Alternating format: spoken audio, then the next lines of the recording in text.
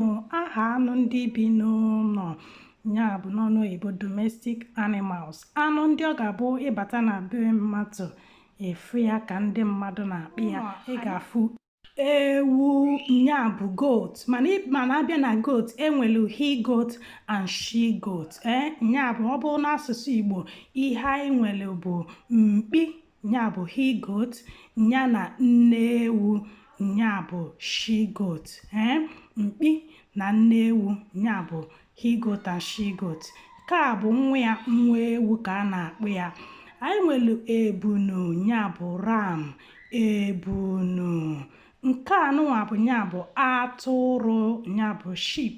Anyị nwere ehi, o nwekwara ndị na-akpọ ya efi dịka ndị asụsụ ndị si adị.